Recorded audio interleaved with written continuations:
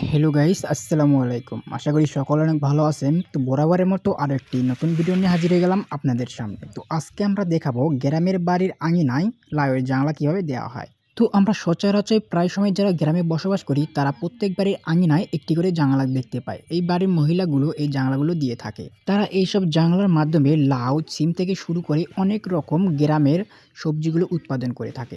তো আজকে আমি আপনাদেরকে দেখাবো একটি লাউয়ের জানালা। এই লাউয়ের জানালাতে অনেক লাউ ধরেছে, যার ভিতরে অনেকগুলো লাউ বড় হয়েছে, অনেকগুলো ছোট ছোট রয়েছে এবং এরই মাঝে অনেকগুলো লাউ পচন ধরেছে।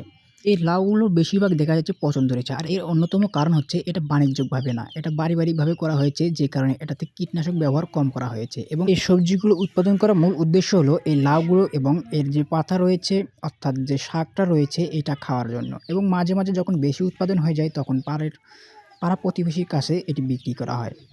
এটা কখনোই বাণিজ্যিকভাবে করা হয় না, এটা করা হয় শুধুমাত্র পারিবারিকভাবে। এই জন্য এটাতে কীটনাশক তেমন ব্যবহার করা হয় না এবং এর ফলেই এই লাউগুলোর বেশিরভাগই পচন ধরে নষ্ট হয়ে যায়। তো আপনারা দেখতে পাচ্ছেন এখানে একটা পাতা, এই পাতাটা অনেক বুড়ো হয়ে গেছে, এটাকে খাওয়া যাবে না এবং এটাও দেখা যাচ্ছে বুড়ো হয়ে গেছে। তো চলুন আমরা একটু সামনের দিকে গিয়ে যেগুলোকে খাওয়া হয় বা আমরা যারা শহরে বসবাস করি তারা এগুলো বাজার থেকে অনেক কিনে খেতে পছন্দ করি, সেগুলো দেখানোর চেষ্টা করব। তো এখানে দেখতে পাচ্ছেন অনেকগুলো লাউ ধরেছে, যার ভিতরে বেশিরভাগ পচন ধরেছে এবং এইদিকে সাইডে আসলে আমরা দেখতে পারবো এই যে এটাকে বলা হয় যে ডগা। এটা একদম অল্প কিছুদিন হলে বের হয়েছে, একদম মানে শাকের ডগা, এটাকেই বেশিরভাগ লোকজন খেয়ে থাকে। দেখতে পাচ্ছেন লাউয়ের জাংলাটা ততটা বড় না, কিন্তু যে পরিমাণে লাউ ধরেছে আমি দেখে তো অবাক, অনেক লাউ ধরেছে এই ছোট্ট একটা গাছটিতে।